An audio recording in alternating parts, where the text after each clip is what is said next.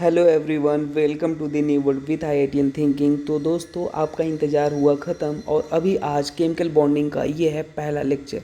अब मैं आपको पूरा केमिकल बॉन्डिंग पढ़ाने वाला हूँ। चाहे आप जीरो से स्टार्ट कर रहे हो, चाहे आप बिगनर हो, मीडियोकर हो, है ना, और चाहे आप जे एडवांस तक की पढ़ाई कर रहे हो, तो मेरी स्टोरी जो है ये ज़ीरो से IIT एडवांस तक की होगी। आप नीट की तैयारी कर रहे हो, IIT की, JEE की, जिसकी भी तैयारी कर रहे हो, मैं इस लेवल से केमिकल बॉन्डिंग पढ़ाने वाला हूँ आपको कि दोबारा आपको कहीं से भी और पढ़ने की ज़रूरत नहीं है। हर ट्रिक, टेक्निक, कॉन्सेप्ट प्रॉपर एकदम बिल्कुल सीक्वेंस में पढ़ाऊँगा, क्योंकि हमारे कुछ बच्चे हैं, है ना। आई होप वो बच्चे मुझसे कनेक्ट कर पा रहे होंगे, है ना। मेरे बच्चे कमेंट किए थे भाई, जहाँ पे मैं पढ़ाता था, है ना, क्योंकि वहाँ पे मैंने लीव कर दिया। तो अभी मुझे केमिकल बॉन्डिंग उनके लिए और बाकी के बच्चे जो भी हमारे यूट्यूब के सब्सक्राइबर हैं, जुड़े हैं, है ना, उनके लिए है। तो अपना ये टाइम टू टाइम लेक्चर आता रहेगा। आज पहला लेक्चर है, ठीक है। ये बिल्कुल आप लोग मतलब ये मत बोलिएगा सर जल्दी जल्दी लाइए, थोड़ा सा मुझे टाइम दीजिए, है ना, क्योंकि पढ़ाई आप करना चाहते हो अच्छे लेवल पे, है ना, तो अपन परफेक्शन लेवल पे काम करना चाहते हैं, सो दैट आपको भी दिक्कत ना हो और आप एक बार पढ़ लो, कभी ज़िंदगी में प्रॉब्लम ना हो, ठीक है। तो ये इंतज़ार ख़त्म हुआ और आज से केमिकल बॉन्डिंग का लेक्चर आना स्टार्ट हो जाएगा। चलिए स्टार्ट करते हैं। तो डियर, केमिकल बॉन्डिंग, जैसा कि नाम में ही दिख रहा है केमिकल बॉन्डिंग, तो बेसिकली यहाँ पे हम बॉन्डिंग से रिलेटेड बात करने वाले हैं। किन के बीच में बॉन्डिंग? मॉलिक्यूल के बीच में बॉन्डिंग, है ना, एटम्स के बीच में बॉन्डिंग, ठीक है। इन सब से रिलेटेड अपन बात करने वाले हैं। तो सबसे पहले जानते हैं कि बॉन्ड क्या होता है। तो बॉन्ड अगर सिंपल डेफिनेशन की बात करें तो it is the force of attraction between two atom to form a stable molecule. जैसे कि अब आइए इसको समझते हैं थोड़ा सा मॉलिक्यूल से। जैसे यहाँ पे आप देख पा रहे हैं, ये आपके सामने दो एटम हैं। अगर इंडिविजुअल हैं अलग अलग तो वो एटम होते हैं। तो ये अपने पास क्या है डियर? ये एटम है। और एटम है तो एटम के पास क्या होगा? एटॉमिक ऑर्बिटल होगा। क्या होगा? एटम के पास एटॉमिक ऑर्बिटल होगा। सिंपल। और कौन से एटम है आपके पास? दो एटम है, ये भी दो एटम है, तो इसके पास भी एटॉमिक ऑर्बिटल होगा। अब जैसे एटॉमिक ऑर्बिटल है डियर, तो एटम के सेंट्रल में क्या होता है? न्यूक्लियस होता है। न्यूक्लियस पे पॉजिटिव चार्ज, न्यूक्लियस पे पॉजिटिव चार्ज। और इसके बाहर क्या होते हैं डियर? इलेक्ट्रॉन होते हैं, है ना। अपन रैंडमली बना देते हैं, इलेक्ट्रॉन होते हैं। एटम के पास क्या होंगे भाई? इलेक्ट्रॉन होंगे। तो डियर आप एक बात समझो, ये जो पॉजिटिव चार्ज है दिख रहा है आपको, ये पॉजिटिव चार्ज ये इलेक्ट्रॉन को क्या करेगा? अट्रैक्ट करेगा। यहाँ पे अट्रैक्शन फोर्स काम कर रहा है, समझ आ रहा है आपको। और यहाँ पे जो इलेक्ट्रॉन है, ये देखिए, ये इलेक्ट्रॉन है, ये क्या कर रहे हैं भाई?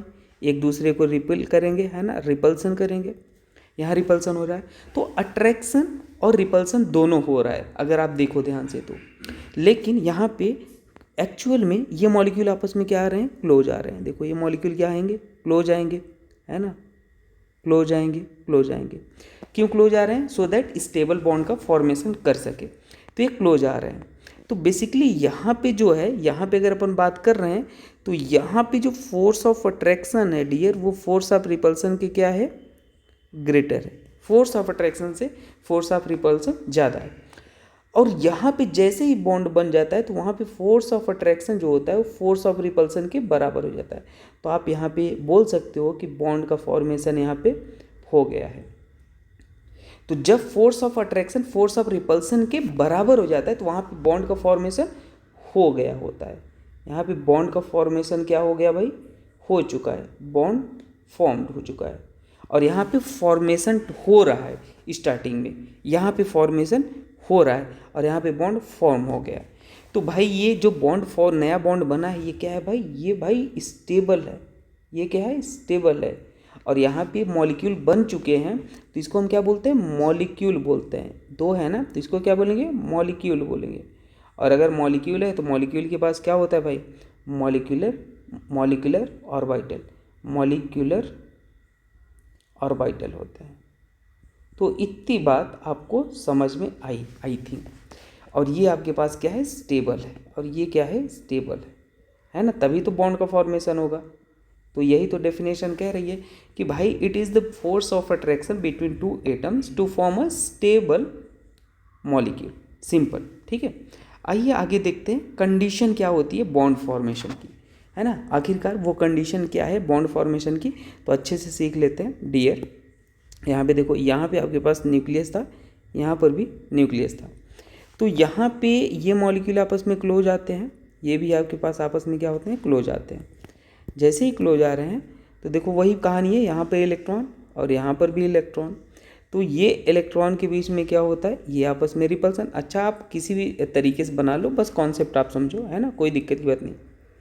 अब यहाँ पे इलेक्ट्रॉन के बीच में क्या लगेगा, आप देख पा रहे हो, यहाँ पे क्या लगेगा भाई, अट्रैक्शन लगेगा, क्योंकि पॉजिटिव चार्ज क्या करते हैं, आपस में अट्रैक्ट करते हैं। तो यहाँ पे डियर जब फोर्स ऑफ अट्रैक्शन क्या होता है, फोर्स ऑफ रिपल्सन के ज़्यादा हो जाता है, force of attraction force of repulsion से ज़्यादा हो जाता है, तो वहाँ पे बॉन्ड फॉर्मेशन होता है, मतलब स्टार्ट होता है ना बॉन्ड। यहाँ पे आप बोल सकते हो फॉर्मिंग, बॉन्ड फॉर्मिंग हो रहा है, बॉन्ड फॉर्मिंग हो रहा है। और जब यहाँ पे force of attraction force of repulsion के बराबर हो जाता है, तो वहाँ पे आप बोलते हो बॉन्ड फॉर्म्ड हो गया है, बॉन्ड फॉर्म्ड। और जो बॉन्ड फॉर्मेशन होता है वो क्या होता है, एक एक्सोथर्मिक फिनोमिना होता है। जब भी बॉन्ड का फॉर्मेशन होता है तो वो क्या होता है भाई, एक्सोथर्मिक होता है, हमेशा याद रखना है, ठीक है। अब मैं यहाँ पे थोड़ा सा आपको ये भी फिगर बना दूँ, है ना, जब बॉन्ड फॉर्म हो गया है, सो दैट आप रिलेट कर पाओ, नहीं तो आप कहोगे ये कंडीशन होती है जब बॉन्ड फॉर्म हो जाता है। मैं सर्कल यहाँ पे थोड़ा सा छोटा बना दिया हूँ, है ना, तो आप उससे बिल्कुल कंफ्यूज नहीं होना है। यहाँ पे आपके पास बॉन्ड क्या है भाई, फॉर्म्ड हो गया, और यहाँ पे force of attraction force of repulsion के बराबर है, ठीक है। और बॉन्ड फॉर्मेशन जो होता है, नोट करके यहाँ पे लिख लो। मैं आपको एक चीज़ और बता देता हूँ, बॉन्ड लेंथ क्या होता है, the minimum internuclear distance between two atom. ये देखो द मिनिमम, अभी मैं समझाता हूँ, internuclear distance between two atom in a molecule is known as a bond, है ना। तो यहाँ पे ये मिनिमम इस अगर इसके करीब जाएगा ये, तो फोर्स ऑफ रिपल्सन डोमिनेट करने लगा गया, ये मिनिमम डिस्टेंस है ना। यही क्या है ये भाई, ये मिनिमम डिस्टेंस है, तो इसी को क्या बोलते हैं, मिनिमम डिस्टेंस है, और इसी को अपन क्या बोलते हैं, बॉन्ड लेंथ बोलते हैं। आई होप आपको ये बात समझ में आया। अच्छा, एक चीज़ और यहाँ पे लिख लो, जो बॉन्ड फॉर्मेशन होता है डियर, बॉन्ड फॉर्मेशन होता है, याद रख लेना, बॉन्ड फॉर्मेशन होता है वो एक्सोथर्मिक प्रोसेस है। बॉन्ड फॉर्मेशन कैसा प्रोसेस होता है, एक्सोथर्मिक प्रोसेस है, एक्सोथर्मिक, ठीक है ना। एक्सोथर्मिक मतलब क्या होता है, हीट जहाँ पे रिलीज होता है, हीट रिलीज होता है, ये चीज़ें आप याद रख लेना, ठीक है। तो ये कुछ बेसिक बातें हैं जो मैंने आपको अभी बताया, ये चीज़ें आई होप आपको समझ में आया है। अब देखो यहाँ पे हम देखते हैं एक पोटेंशियल एनर्जी वर्सेस डिस्टेंस का ग्राफ। तो एक पोटेंशियल एनर्जी समझाने से पहले एक पहले बात समझ लो कि जो अट्रैक्शन होता है डियर, क्या मैंने बोला, अट्रैक्शन, जो अट्रैक्शन होता है वो इन्वर्सली प्रोपोर्शनल टू क्या होता है भाई, एनर्जी होता है। इन्वर्सली प्रोपोर्शनल टू एनर्जी, और डायरेक्टली प्रोपोर्शनल टू क्या होता है, स्टेबिलिटी होता है, स्टेबिलिटी। तो ये बातें आप एक जनरल केस अपन बात कर रहे हैं, तो ये एटलीस्ट आप याद रखो। अब देखो यहाँ पे हमने क्या लिया है डियर, यहाँ पे इनफाइनाइट आर, जब अपने पास इनफाइनाइट है तो पोटेंशियल एनर्जी क्या हो जाएगा, ज़ीरो, क्योंकि वो अंडर इन्फ्लुएंस ऑफ न्यूक्लियस नहीं है। यहाँ स्टार्टिंग में हमारे पास कोई भी बॉन्ड नहीं बना है।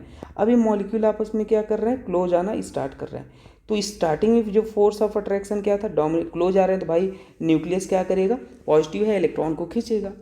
और यहाँ पे इस स्टेप पे बॉन्ड क्या हुआ, बन गए, ध्यान देना, इस स्टेप पे हमारे पास बॉन्ड बन गया। मैं ग्राफ बनाना चाह रहा हूँ, पोटेंशियल एनर्जी वर्सेस, है ना, potential energy versus internuclear distance. ध्यान से देखो, यहाँ पे बॉन्ड बन गया, तो यहाँ पे बॉन्ड बन गया, तो यहाँ पे फोर्स ऑफ अट्रैक्शन जो है वो फोर्स ऑफ रिपल्सन के क्या हो जाएगा, बराबर हो जाएगा। और फिर से यहाँ पे देखो, ये जैसे जैसे ये हो रहा है, तो यहाँ पे फोर्स ऑफ रिपल्सन क्या हो गया, फोर्स ऑफ अट्रैक्शन पे डोमिनेट कर रहा है। तो यहाँ पे बॉन्ड नहीं बनता। बॉन्ड कभी बनता है, जब ये आपके पास बन चुका होता है, force of attraction force of repulsion के बराबर हो जाए, तो यही होता है। और जो आपके पास बॉन्ड एनर्जी है वो ये एनर्जी होती है, ध्यान से देखिए, ये क्या होता है, बॉन्ड एनर्जी। समझ आया। अब देखो यहाँ पे बॉन्ड एनर्जी का भी डेफिनेशन था, क्या था कि the energy release during bond formation is called bond energy. तो बॉन्ड एनर्जी जहाँ पे रिलीज होता है उसे एक्सोथर्मिक बोलते हैं, और जहाँ पे एब्जॉर्ब होता है उसको क्या बोलते हैं, एंडोथर्मिक बोलते हैं।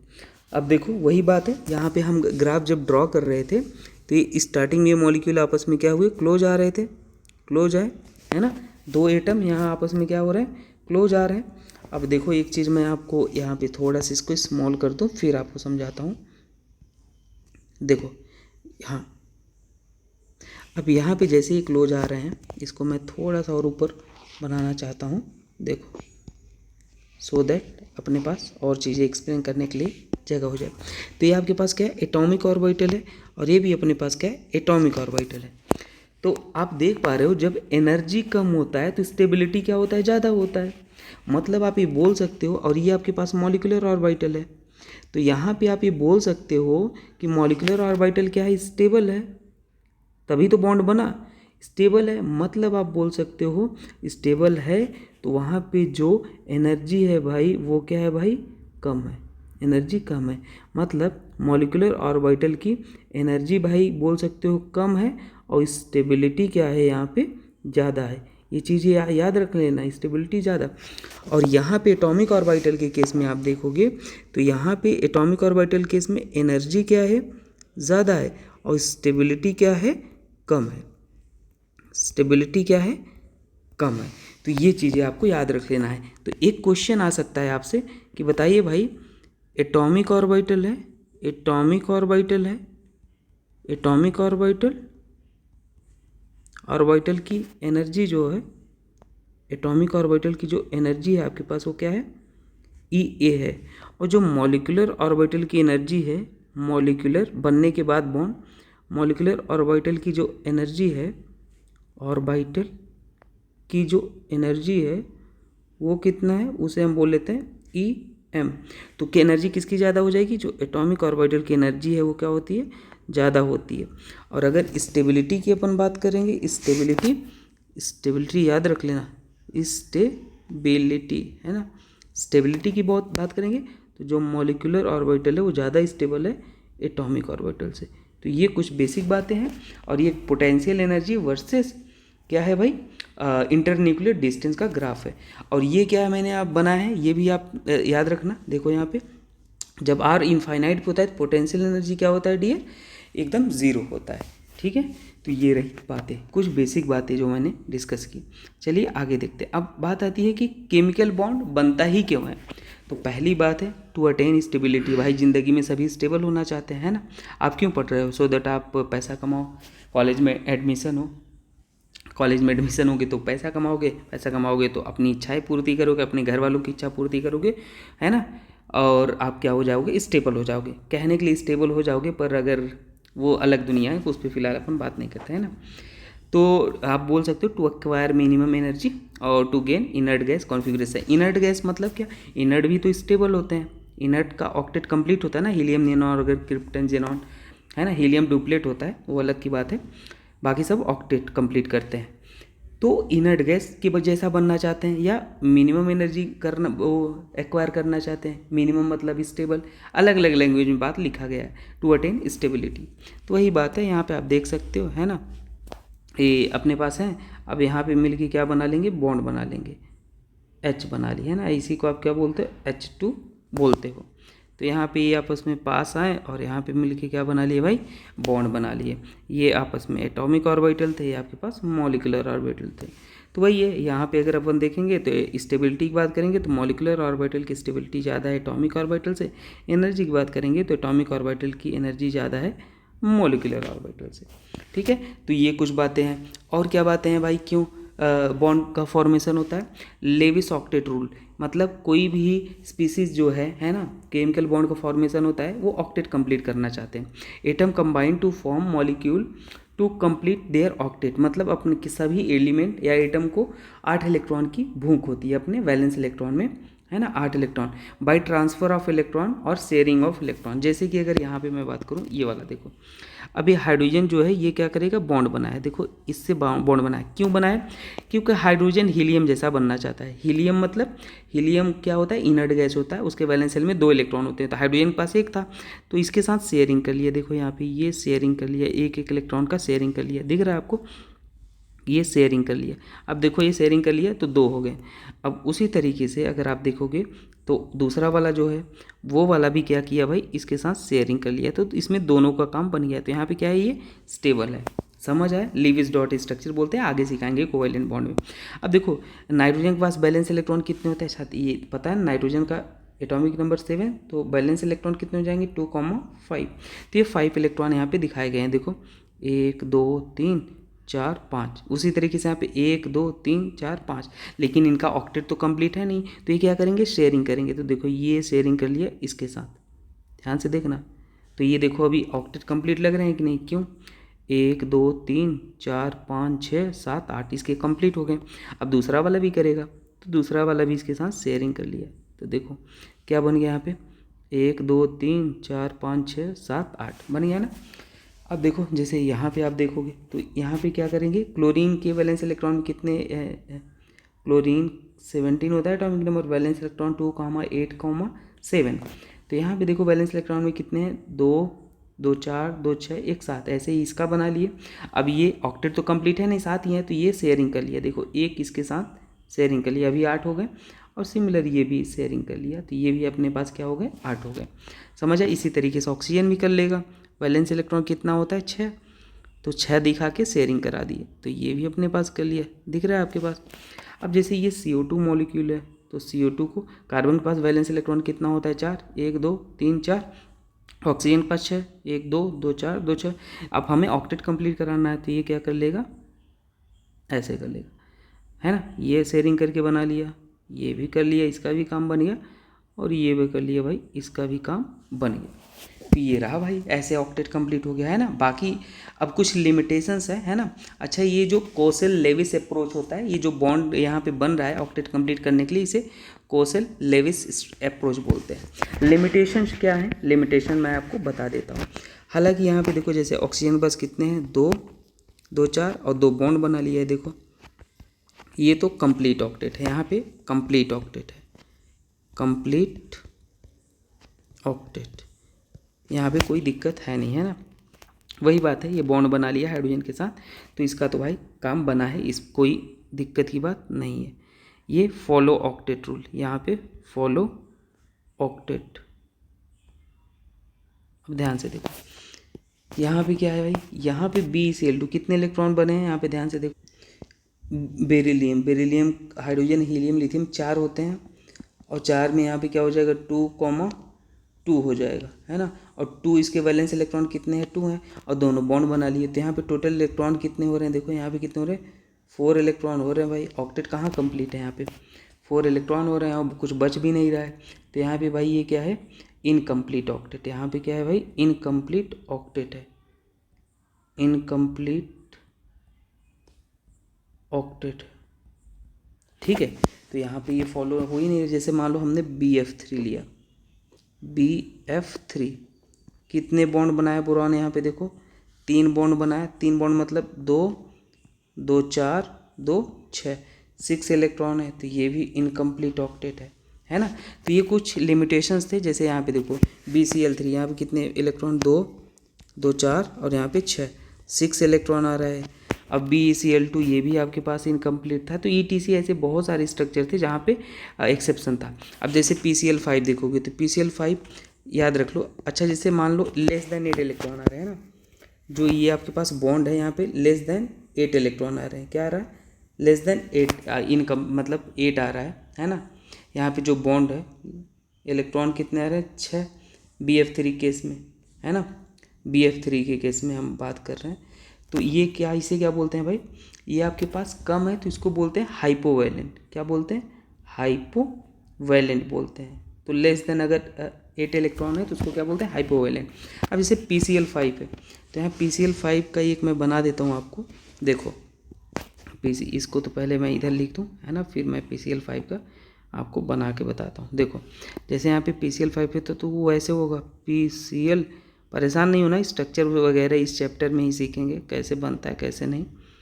तो यहाँ पे कितने आ रहे हैं इलेक्ट्रॉन, देखो 2 2 4 2 6 2 8 2 10, 10 इलेक्ट्रॉन आ रहे हैं। तो ये 10 इलेक्ट्रॉन आते हैं अगर, तो इसको क्या बोलते हैं, हाइपर वैलेंट बोलते हैं, हाइपर वैलेंट। 8 इलेक्ट्रॉन से अगर ज़्यादा, 10 इलेक्ट्रॉन क्या है, 8 इलेक्ट्रॉन से ज़्यादा है तो इसको क्या बोलते हैं, हाइपर वैलेंट। ऐसे ही ETC बहुत सारे होते हैं।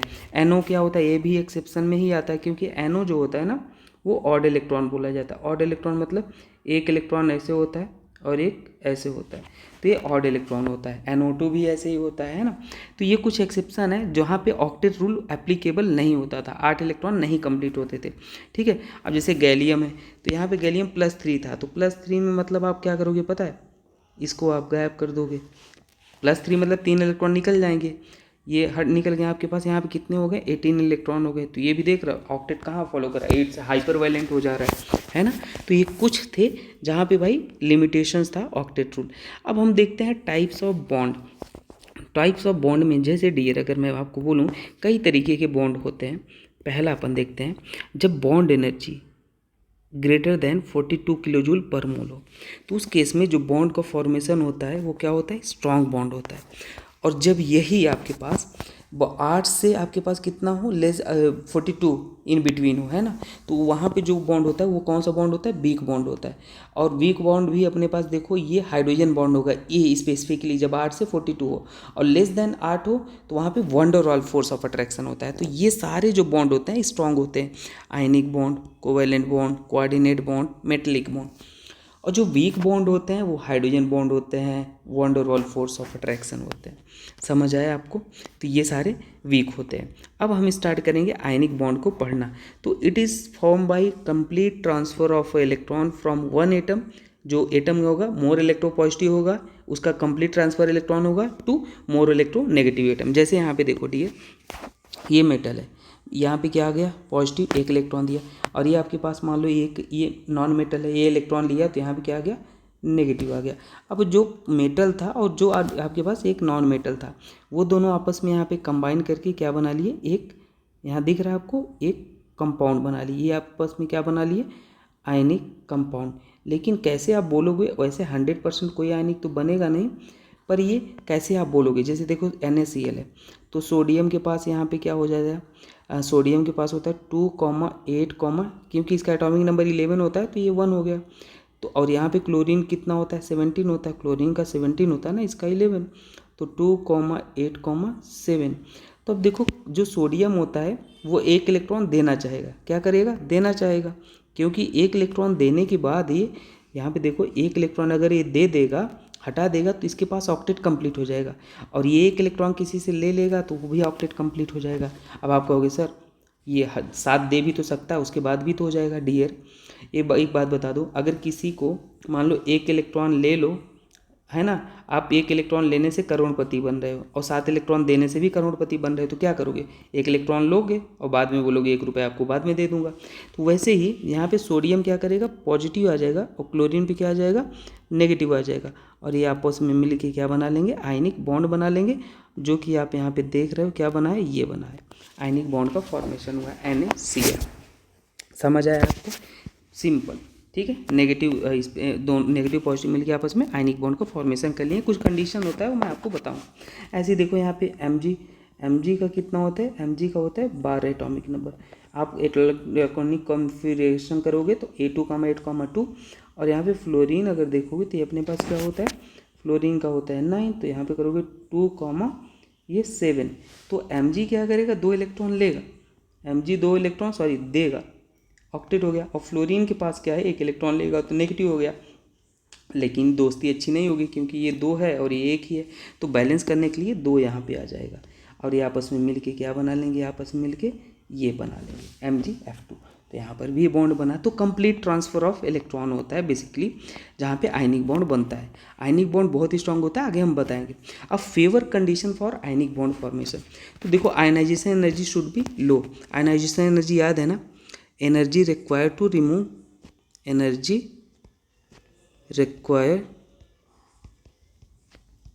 remove outer electron from isolated gaseous atom, outer electron, ठीक है ना। मैं इन सिंपल लिख दिया, ये यही होता है आयनाइजेशन एनर्जी। एक इलेक्ट्रॉन को, है ना, आइसोलेटेड गैसेस एटम से बाहरी वाला इलेक्ट्रॉन तो रिमूव करने में जो रिक्वायर एनर्जी होती है उसको क्या बोलते हैं, आयनाइजेशन एनर्जी। तो यहाँ पे जो एनर्जी है डियर वो कौन सी है, आयनाइजेशन एनर्जी है। तो आयनाइजेशन एनर्जी जो होती है वो लो होनी चाहिए। और इलेक्ट्रॉन गेन एंथैल्पी, एक इलेक्ट्रॉन को ऐड करने में जो एनर्जी रिक्वायर होती है उसको क्या बोलते हैं, इलेक्ट्रॉन एफिनिटी बोलते हैं, गेन एंथैल्पी बोलते हैं, डेल्टा एच। ठीक है। और डेल्टा एच मैं आपको बता दूं, जो पहली डेल्टा एच होती है वो हमेशा नेगेटिव होती है, और रिमेनिंग ऑल जो होती है, एक पीरियोडिक में पढ़ा जाता है, रिमेनिंग जो होती है वो पॉजिटिव होती है, सेकेंड थर्ड, है ना, ये याद रख लेना। तो इलेक्ट्रॉन गेन एंथैल्पी क्या होना चाहिए, हाई होना चाहिए, यहाँ पे देखो लिखा गया। उसके बाद ओवरऑल लैटिस एनर्जी। अब लैटिस एनर्जी क्या होता है, देखो गैसेस एटम है, कैटायन और एनायन गैसेस एटम है, एक मोल मॉलिक्यूल फॉर्म करते हैं सॉलिड, है ना। तो वो क्या होता है, उस टाइम जो एनर्जी रिलीज होती है उसको क्या बोलते हैं, लैटिस एनर्जी बोलते हैं। ये हो गया। तो lattice energy should B high, यहाँ पे दिख रहा है lattice energy should B high होना चाहिए।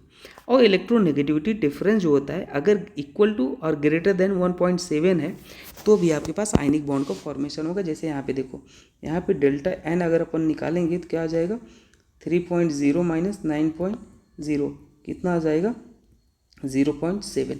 तो यहाँ पर भी आयनिक बॉन्ड का फॉर्मेशन होगा।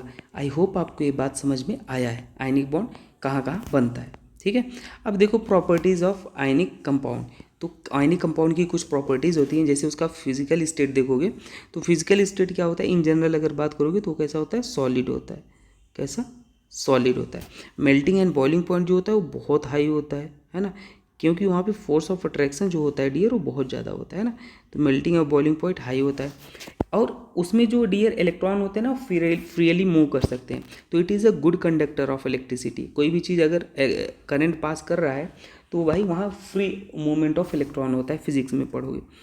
और इन एक्वस सोल्यूशन आप बोलोगे तो इट इज़ अ कंडक्टर, लेकिन it is not good conductor of electricity in solid. Ionic compound अगर सॉलिड है तो वहाँ पे इलेक्ट्रॉन का मूवमेंट ही नहीं होगा, तो ये not good conductor of electricity. But in aqueous state it is conductor, है ना, due to free movement of electron, due to free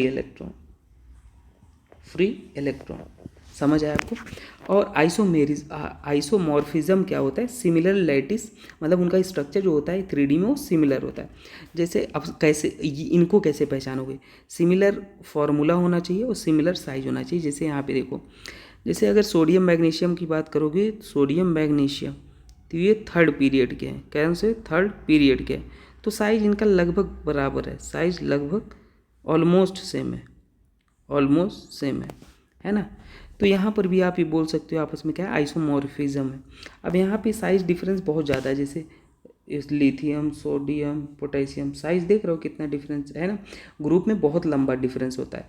तो यहाँ पे नॉट आइसोमॉर्फिज्म है। समझ आया आपको। तो ये कुछ एग्जांपल है। और आयनिक रिएक्शन जो होती है वो बहुत ही फास्ट रिएक्शन होती है, जैसे NaCl AgNO3 रिएक्शन करके AgCl प्रेसिपिटेट बना देगा। और जहाँ पे प्रेसिपिटेट मतलब समझते हो, थोड़ा सा ये नीचे जाके बैठ जाता है कंपाउंड, तो प्रेसिपिटेट यहाँ पे बनता है डियर ना, बहुत फास्ट रिएक्शन होती है। ये कुछ इन्फॉर्मेशन है, मैं नहीं चाहता कुछ भी छूटे, इसलिए बहुत ही बेहतरीन तरीके से आपको याद रख लेना है। ये हो गया। अब देखो एक चीज़ आता है इसमें, इलेक्ट्रोवैलेंसी, है ना। इलेक्ट्रोवैलेंसी क्या होता है मैं आपको समझा देता हूँ। The number of electron transfer during ionic bond formation. जैसे यहाँ पे देखो कितने इलेक्ट्रॉन ट्रांसफर हुए हैं, एक इलेक्ट्रॉन। सोडियम आपके पास क्या था, Na पॉजिटिव, और क्लोरीन क्या था, नेगेटिव, तो यहाँ पे 1 आ जाएगा। यहाँ पे कितना आ जाएगा, 2 आ जाएगा। अच्छा ग्रुप 1, जैसे ग्रुप 1 मतलब समझते हो, लिथियम, सोडियम, ऐसे पोटेशियम, सो ऑन, उनका इलेक्ट्रोवैलेंसी 1 होता है, याद रख लो। ग्रुप 2 का कितना हो जाएगा, जैसे बेरिलियम, है ना, मैग्नीशियम, उनका इलेक्ट्रोवैलेंसी कितना हो जाएगा, 2 हो जाएगा। वो मॉलिक्यूल बेसिकली ऑक्टेट कंप्लीट करने के लिए कितने इलेक्ट्रॉन लेते हैं या देते हैं, वही होता है इलेक्ट्रोवैलेंसी। सिंपल आप समझो। ग्रुप 13 में कितना हो जाएगा, यहाँ पे जो होता है आप लिखोगे 3 हो जाएगा। ठीक है। जैसे बोरॉन, एल्यूमिनियम, गैलियम, ये सब होते हैं ना, बोरॉन, एल्यूमिनियम, गैलियम। अब देखो ग्रुप 14 वाला जो इन जनरल होते हैं वो नहीं दिखाते हैं कोई इलेक्ट्रोवैलेंसी, क्योंकि वो 4 इलेक्ट्रॉन होता है, ले भी सकते हैं दे भी सकते हैं, है ना, उनका तो कुछ समझ ही नहीं आता। लेकिन ग्रुप 15 में आप 5 मत बोल देना, नाइट्रोजन, फॉस्फोरस और जो सल्फर होते हैं उनकी इलेक्ट्रोवैलेंसी वो सो ऑन, वो 3 बॉन्ड बनाते हैं, तो वो क्या हो जाएगा डियर, 3 में स्टेबल होते हैं, तो वहाँ पे 3 हो जाएगा। और यहाँ पे ऑक्सीजन सल्फर वाले केस में यहाँ वैलेंस इलेक्ट्रॉन कितना होता है, 6 होता है, लेकिन ये 2 इलेक्ट्रॉन लेंगे बॉन्ड ऑक्टेट कंप्लीट करने के लिए, यहाँ इसलिए यहाँ पे 2। और यहाँ पे हेलोजन केस में कितना होता है, हेलोजन केस में 1 होता है। और अगर डी ब्लॉक की बात करेंगे तो वहाँ पे वेरिएबल इलेक्ट्रोवैलेंसी होती है। तो ये चीज़ें आपको याद रख लेनी है इलेक्ट्रोवैलेंसी की, ठीक है, यही होता है। अब लैटिस एनर्जी को फिर से समझ लेते हैं। ऐसे समझो, मैं एक यहाँ से स्टार्ट करता हूँ। 1 मोल आपके पास गैसेस है, गैसेस आयनिक कटायन और एनायन है, और 1 मोल आपके पास क्या बना रहे हैं भाई, ये कंपाउंड बना रहे हैं 1 मोल। ये सबसे इंपॉर्टेंट बात है। तो इस टाइम जो एनर्जी रिलीज होती है उसी को अपन क्या बोलते हैं, लैटिस एनर्जी बोलते हैं। और इसको डायरेक्टली कैन नॉट ये कैलकुलेट किया जा सकता, direct it can not be calculated, it can't be calculated. बहुत ही मुश्किल होता है, डायरेक्ट इसे नहीं कर सकते डी, ठीक है। Direct it can not be calculated, या जस्ट रिवर्स बोल दो लैटिस एनर्जी। वो 1 मोल कंपाउंड है जो सॉलिड, उसको गैसेस कटायन और एनायन में तोड़ने के लिए जो एनर्जी रिक्वायर्ड होगी वही क्या हो जाएगा, लैटिस एनर्जी हो जाएगा, ठीक है। तो यही लिखा गया है यहाँ पे। अब देखो, जैसे यहाँ पे डियर मैं आपको समझाऊँ, ये है आपके पास कटायन गैसेस, ये एनायन है, 1 मोल कंपाउंड बना लिए। तो यहाँ पे क्या हो जाएगा, लैटिस एनर्जी। उसको कैसे कैलकुलेट करते हैं, बॉर्न-हाइबर साइकिल से कैलकुलेट किया जाता है। डायरेक्ट नहीं किया जाता तो किसी से किया जाता होगा, बॉर्न-हाइबर साइकिल से। अब देखो, ये थर्मोडायनामिक्स का एक पार्ट हमें लेना पड़ा, क्योंकि इसका थोड़ा यूज है। आगे हम थर्मोडायनामिक्स में पढ़ेंगे, आपको दिक्कत लेने की ज़रूरत नहीं है। हीट ऑफ फॉर्मेशन क्या होता है, हीट ऑफ फॉर्मेशन होता है आप amount of heat release when 1 mole of compound is form from its elements and pure state. जैसे कि यहाँ पे मैंने क्या बोला, 1 मोल कंपाउंड फॉर्म हो रहा है और ये आपके पास के प्योर एलिमेंटल अनस्टेबल, प्योर है, एलिमेंट स्टेट में है, मतलब नेचुरल अपने स्टेट में, और क्या है, स्टेबल है। ये दोनों कंपाउंड जो भी लिए गए, समझ आ रहा है। तो जब कोई भी आपके पास यहाँ पे मॉलिक्यूल गिवन है, एटम गिवन है, वो स्टेबल एलिमेंट स्टेट में हो, तो 1 मोल कंपाउंड का फॉर्मेशन जब होता है तो उस दौरान जो एनर्जी आपके पास रिलीज होती है उसी को क्या बोलते हैं, हीट ऑफ फॉर्मेशन बोलते हैं। बाकी थर्मोडायनामिक्स में छोड़ दो। अब जैसे यहाँ पे देखो, ये आपके पास के, ये हमने लिया सोडियम और हाफ Cl2 लिया, हमने क्या बना दिया, NaCl बना दिया, 1 मोल बना। तो यहाँ पे जो हीट रिलीज होगी उसको क्या बोलेंगे, एंथैल्पी ऑफ फॉर्मेशन। और लैटिस एनर्जी क्या था, गैसेस कटायन और गैसेस अनायन था, भूलना नहीं, गैसेस कटायन गैसेस अनायन था। यहाँ पे ये ऐसा कुछ नहीं, प्योर एलिमेंटल स्टेबल स्टेट था। अब कैसे कैलकुलेट करेंगे आइए समझते हैं। तो देखो, हमको अगर लैटिस एनर्जी निकालना है तो हमें क्या रिक्वायर्ड है, हमें निकालना होगा भाई कटायन और अनायन निकालना होगा। आपको याद है, तभी ये होगा, कटायन और अनायन आपको चाहिए तभी तो बनेगा ना भाई। तो कटायन अनायन बनाने के लिए देखो क्या करते हैं अपन, सोडियम सॉलिड है तो सॉलिड से कभी भी गैस में बदलने के लिए जो एनर्जी रिक्वायर्ड होती है उसको क्या बोलते हैं, सब्लिमेशन एनर्जी। तो हमने यहाँ पे सब्लिमेशन एनर्जी दिया, और कैसा हो दिया, पॉजिटिव दिया, तभी तो भाई ये सोडियम सॉलिड से किस में कन्वर्ट हो गया, गैस में कन्वर्ट हो गया। अब गैस में हो गया, लेकिन हमें कटायन चाहिए, कटायन चाहिए। तो गैस वाले में हमने क्या किया, आयनाइजेशन एनर्जी। आयनाइजेशन एनर्जी क्या होता है भाई, इसको भी दिया, जो 1 इलेक्ट्रॉन को निकाले, है ना, बाहर वाले। तो ये अपने पास कार्बोकटायन बन गया अपना। अब कार्बोकटायन बन गया तो ये तो ठीक है, यहाँ पे कोई दिक्कत की बात नहीं है। लेकिन डियर यहाँ पे इसको इक्वेशन हम फर्स्ट बोलते हैं। अब सेकेंड स्टेप में अपन क्या करेंगे, सेकेंड स्टेप में हमको चाहिए अनायन। तो अनायन देखो, सबसे पहले तो हमें गैस बनाना है। गैस मतलब ये क्लोरीन है और ये आपके पास क्लोरीन है ना। हमने ये क्लोरीन, ये भी गैस था, आप बोलोगे सर तो हमें Cl चाहिए ना, Na था तो इसके कंपुटेट करने के लिए एक ही चाहिए ना। अब भाई एक पहलवान है और एक छोटे दुबले इंसान को थोड़ी लड़ाओगे। तो हमने क्या किया, यहाँ पे Cl और Cl था, है ना।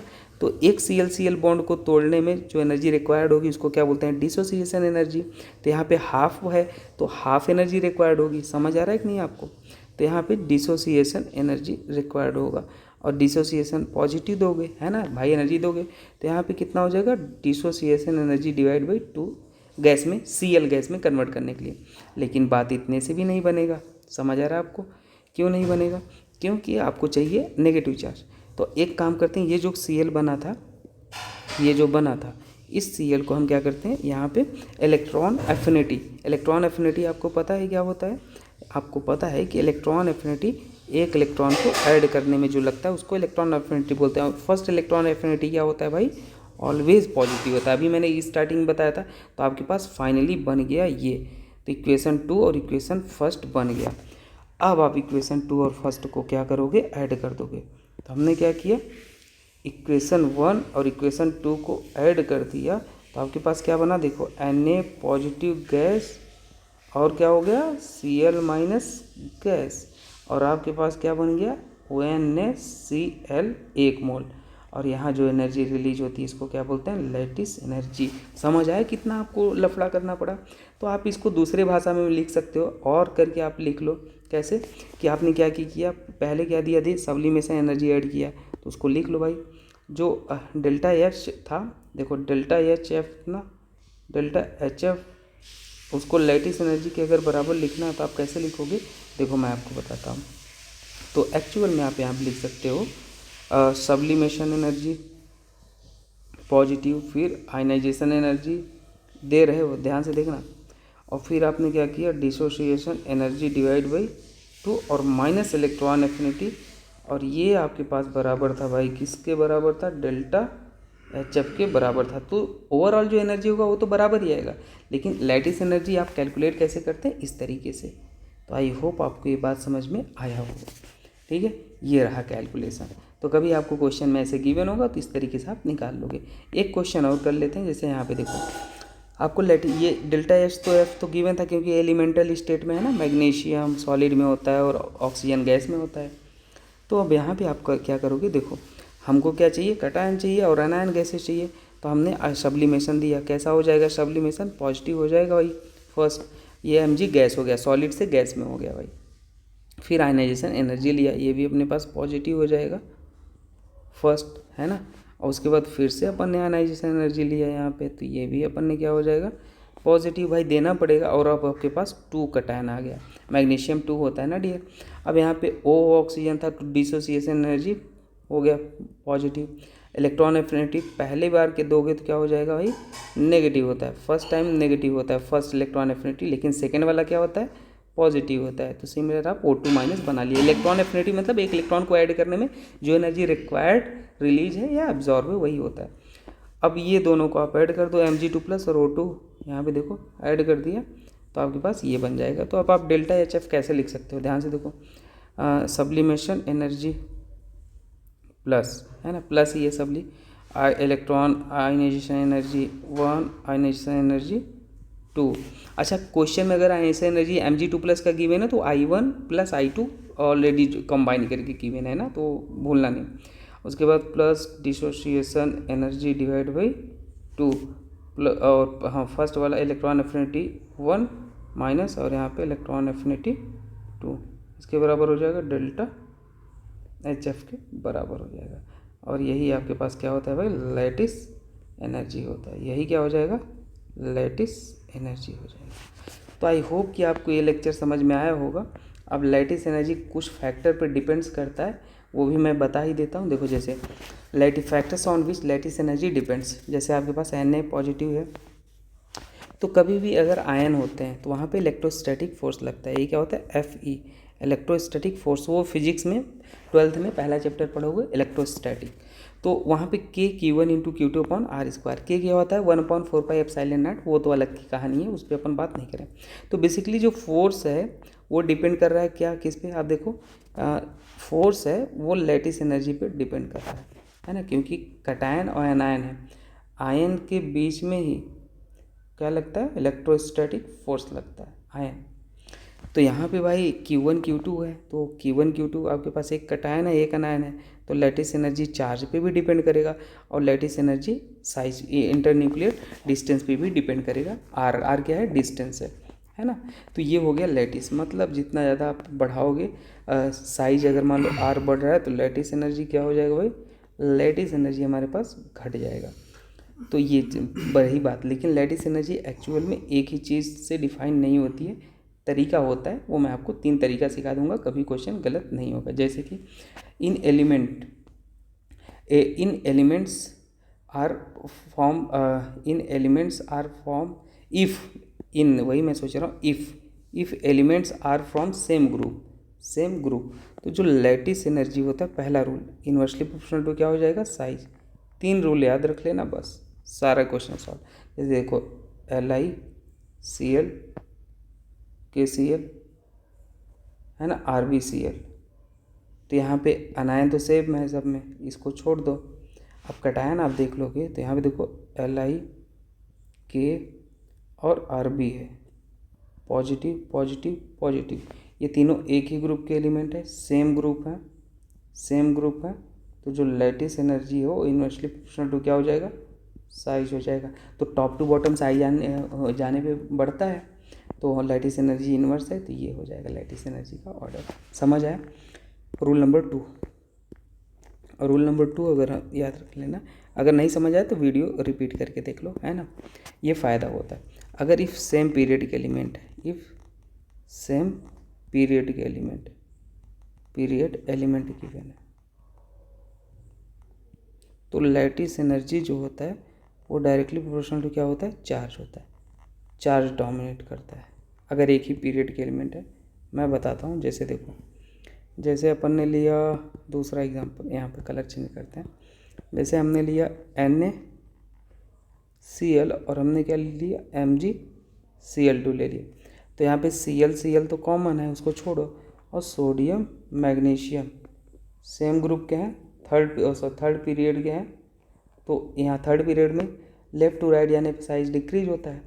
अब वो साइज पे अपन फ़र्क नहीं पड़ेगा, यहाँ प्लस आएगा और यहाँ पे +2 आएगा, तो चार्ज ज़्यादा है, तो भाई लैटिस एनर्जी ज़्यादा हो जाएगा। ये हो गया रूल नंबर 2। और रूल नंबर 3, अगर दोनों में कभी कंपेयर करना पड़े, है ना, अगर इफ़ ग्रुप एंड पीरियड दोनों गिवन है तो हमेशा चार्ज डोमिनेट होता है किस पे, साइज पे। ये 3 फैक्टर होते हैं, चार्ज डोमिनेट करेगा साइज पे, ग्रुप पीरियड दोनों गिवन है तो ये चीज़ें याद रख लेना। बाकी दोस्तों मिलते हैं नेक्स्ट वीडियो में। आई होप कि आपको ये चीज़ें समझ में आई होंगी। हाँ, कुछ बातें आपको बता देता हूँ, जैसे जो भी भाई जेई या नीट की तैयारी कर रहे हैं, नीट वाले पहले सुन ले भाई। नीट वाले जो मैंने 2025 में पेपर आपका आया था नीट का, 99% मेरे पेपर से आया था, जो मैंने 2 महीना में कराया था। मैंने 3 स्टेप स्टडी ही कराया था, सारा का सारा क्वेश्चन वहीं से आया था। इसका प्रूफ है, यूट्यूब पे प्रूफ है, आप जाके देख लेना, है ना। वो 3 स्टेप स्टडी किया था, केवल 2 महीने का कंटेंट आया था, है ना। और बिल्कुल फ्री था, पैसा वैसा हमने नहीं लिया था, ये मत सोचना कि प्रचार प्रसार, है ना। मैं ये चाहता हूँ जो बच्चे मेहनत करना चाहते हैं डेडिकेटेड वे में ना, उनको एक सही चीज़ें मिल पाए। तो और जेई वाले भाई हमने सारा चैप्टर नहीं कराया था, पर जो कराया था सारे आए थे, है ना। तो अभी हम कंटेंट जेई नीट दोनों के लिए बना रहे हैं, इस लेवल का कंटेंट बना रहे हैं कि आपको कभी दूसरा पढ़ने का ज़रूरत ना पड़े, आप अपने एम तक पहुँच सको, है ना। तो हमने उन बच्चों के लिए 99 रुपीज़ का, अब देखो ये मत बोलना पैसे ले रहे हैं, पहले आप कंटेंट देखना तभी लो, मैं कोई फोर्स नहीं कर रहा हूँ। तो 99 रुपीज़, और जो एफोर्ड नहीं कर सकता उसके लिए फ्री है ना, 90 जेन्युइनली।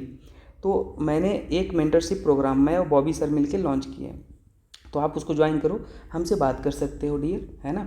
लिंक मैं दे दूंगा, UPI ID दे दूंगा, व्हाट्सअप का नंबर दे दूंगा, वहाँ पे मैसेज कर देना, पेमेंट करके मैं आपको मेंटरशिप ग्रुप में ऐड कर दूंगा।